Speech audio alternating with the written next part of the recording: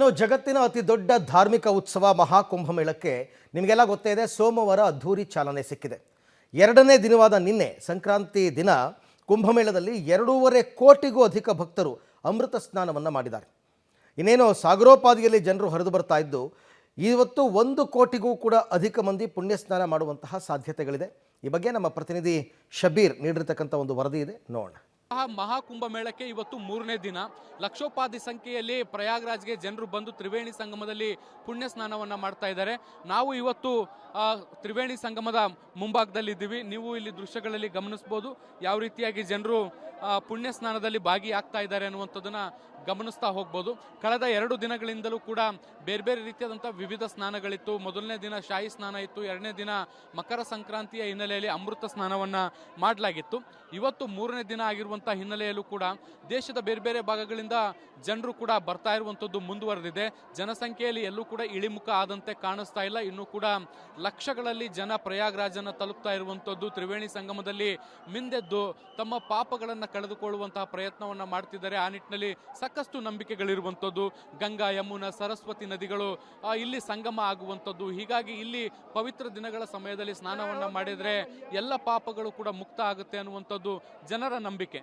ಹೀಗಾಗಿ ಇಲ್ಲಿ ಬಂದು ಆ ಪವಿತ್ರ ಸ್ನಾನವನ್ನು ಮಾಡ್ತಾ ಇದ್ದಾರೆ. ನಾವು ನಿನ್ನೆ ಅಷ್ಟೇ ಗಮನಿಸಿದ್ವಿ, ಮಕರ ಸಂಕ್ರಾಂತಿಯ ಹಿನ್ನೆಲೆಯಲ್ಲಿ ಎಲ್ಲ ಕಡೆಯೂ ಕೂಡ ಏನು ತ್ರಿವೇಣಿ ಸಂಗಮದಲ್ಲಿ ನಾಗ ಸಾಧುಗಳು, ಅಘೋರಿಗಳು ಮತ್ತೆ ಬೇರೆ ಬೇರೆ ಸಾಧು ಸಂತರು ಎಲ್ಲರೂ ಕೂಡ ಅಮೃತ ಸ್ನಾನವನ್ನು ಮಾಡಿದ್ರು. ಇದಾದ ಬಳಿಕ ಬೇರೆ ಜನರು ಕೂಡ ಸ್ನಾನವನ್ನು ಮುಂದುವರಿಸಿದ್ರು. ಅದರಂತೆ ಇವತ್ತು ಕೂಡ ಸಾಮಾನ್ಯ ಜನರು ಈ ಒಂದು ಪುಣ್ಯ ಸ್ನಾನವನ್ನು ಮಾಡ್ತಾ ಇರುವಂಥದ್ದನ್ನು ಕೂಡ ನೀವು ದೃಶ್ಯಗಳಲ್ಲಿ ಗಮನಿಸ್ತಾ ಹೋದ್ರಿ. ಎಲ್ಲೇ ಹೋದ್ರೂ ಕೂಡ ಜನವೋ ಜನ ನಮಗೆ ನೋಡ್ಲಿಕ್ಕೆ ಸಿಗ್ತಾ ಇರುವಂಥದ್ದನ್ನು ನೀವು ಗಮನಿಸ್ತಾ ಇದ್ದೀರಿ. ಬೆಳ್ಳಂಬೆಳಗ್ಗೆ ಬೇರೆ ಬೇರೆ ಭಾಗಗಳಿಂದ ಬರ್ತಾ ಇರುವಂತಹ ಜನರು ಇಲ್ಲಿ ಬಂದು ಮೊದಲಿಗೆ ಪುಣ್ಯ ಸ್ನಾನದಲ್ಲಿ ಭಾಗಿಯಾಗ್ತಾ ಇರುವಂಥದ್ದು. ಕಣ್ಣು ಹಾಯಿಸಿದಷ್ಟು ಉದ್ದಕ್ಕೂ ಕೂಡ ಜನಸಾಗರ ನಮಗೆ ನೋಡ್ಲಿಕ್ಕೆ ಸಿಗ್ತಾ ಇದೆ. ಸಾಕಷ್ಟು ವ್ಯವಸ್ಥೆಗಳನ್ನು ಕೂಡ ಮಾಡಲಾಗ್ತಾ ಇದೆ. ಎಲ್ಲೂ ಕೂಡ ಅವಘಡಗಳಾಗದೆ ಅಂತೆ ಎಚ್ಚರಿಕೆಯನ್ನು ವಹಿಸುವಂತ ಕೆಲಸವನ್ನು ಕೂಡ ಮಾಡಲಾಗ್ತಾ ಇರುವಂಥದ್ದು. ಬೇರೆ ಬೇರೆ ಭಾಗಗಳಿಂದ ಬಂದಿರುವಂತಹ ಜನರು ಬಹಳಷ್ಟು ಖುಷಿಯಲ್ಲಿ ಈ ಒಂದು ಮಹಾಕುಂಭ ಮೇಳದಲ್ಲಿ ಭಾಗಿಯಾಗ್ತಾ ಇದ್ದಾರೆ. ಪುಣ್ಯ ಸ್ನಾನದ ಬಳಿಕ ಬೇರೆ ಬೇರೆ ಭಾಗಗಳಿಗೆ ಭೇಟಿಯನ್ನ ಕೊಟ್ಟು ಏನೇನು ವಿಶೇಷತೆಗಳಿದೆ ಅನ್ನುವಂಥದ್ದನ್ನು ನೋಡ್ತಾ ಇದ್ದಾರೆ. ಇದ್ರ ಜೊತೆಗೆ ನಾಗ ಸಾಧುಗಳ ಭೇಟಿಯಾಗಿ ಅವರ ಆಶೀರ್ವಾದವನ್ನು ಪಡಿತಾ ಇದ್ದಾರೆ. ವಿವಿಧ ಧಾರ್ಮಿಕ ಕಾರ್ಯಕ್ರಮಗಳಲ್ಲಿ ಭಾಗಿಯಾಗಿ ಅಲ್ಲಿ ನಡೆಯುವಂಥ ಚರ್ಚೆಗಳನ್ನು ಕೂಡ ಕೇಳ್ತಾ ಇದ್ದಾರೆ. ಇದೇ ರೀತಿಯಾದಂಥ ಸಾಕಷ್ಟು ಚಟುವಟಿಕೆಗಳು ನಮಗೆ ಪ್ರಯಾಗ್ರಾಜ್ನಲ್ಲಿ ನೋಡಲಿಕ್ಕೆ ಸಿಗ್ತಾ ಇದೆ. ಮುಂದಿನ 39 ದಿನಗಳ ಕಾಲ ಇದೇ ರೀತಿಯಾದಂತಹ ಚಟುವಟಿಕೆಗಳು ನಮಗೆ ಪ್ರಯಾಗ್ರಾಜ್ನಲ್ಲಿ ನೋಡಲಿಕ್ಕೆ ಸಿಗುವಂಥದ್ದು. ಇನ್ನು 4 ಏನು ಪುಣ್ಯ ಸ್ನಾನಗಳು ಬಾಕಿ ಉಳಿದಿರುವಂಥದ್ದು. 29ನೇ ತಾರೀಕಿಗೆ ಮುಂದಿನ ಪುಣ್ಯ ಸ್ನಾನ ಇದೆ.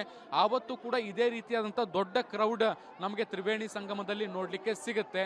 ಹಾಗಾಗಿ ಸಾಕಷ್ಟು ಸಿದ್ಧತೆಗಳನ್ನು ಕೂಡ ಮಾಡಿಕೊಳ್ಳಲಾಗಿರುವಂಥದ್ದು ನೋಡ್ಬೋದು. ಒಂದು ಕಡೆ ನದಿಯಲ್ಲಿ ಜನರು ಸ್ನಾನವನ್ನು ಮಾಡ್ತಾ ಇದ್ರೆ, ಮತ್ತೊಂದು ಕಡೆಗೆ ಯಾವುದೇ ರೀತಿಯಂಥ ಭದ್ರತೆಯಲ್ಲಿ ಲೋಪ ಆಗಬಾರ್ದು, ಜನರು ಮುಳುಗಿ ಪ್ರಾಣಾಪಘಾತಗಳು ಆಗಬಾರ್ದು, ಅವಘಡಗಳಾಗಬಾರ್ದು ಅನ್ನುವಂಥ ಕಾರಣಕ್ಕೆ ಸೇಫ್ಟಿ ಮೆಜರ್ಮೆಂಟ್ ಅಲ್ಲಿ ಬೋಟ್ಗಳನ್ನು ಸಿದ್ಧವಾಗಿ ಇಡಲಾಗಿದೆ.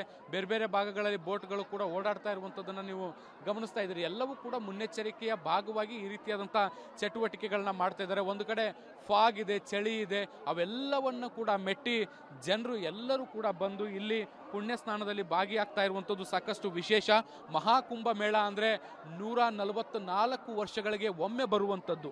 ಹೀಗಾಗಿ ಈ ಒಂದು ಅದ್ಭುತವಾದಂಥ ಐತಿಹಾಸಿಕ ಜೀವನದಲ್ಲಿ ಒಮ್ಮೆ ಬರಬಹುದಾದಂತಹ ಈ ಒಂದು ಕಾರ್ಯಕ್ರಮದಲ್ಲಿ ಭಾಗಿಯಾಗಿ ಜನರು ಪುನೀತರಾಗಲಿಕ್ಕೆ ಕಾತುರದಿಂದ ಎಲ್ಲ ಪ್ರಯಾಗ್ರಾಜ್ ಹತ್ತ ಬರ್ತಾ ಇದ್ದಾರೆ. ಕ್ಯಾಮ್ರಾ ಪರ್ಸನ್ ಜಿತೇಂದ್ರ ಕುಮಾರ್ ಜೊತೆ ಶಬೀರ್ ನಿಡಗುಂದಿ, ಪಬ್ಲಿಕ್ ಟಿವಿ, ಪ್ರಯಾಗ್ರಾಜ್.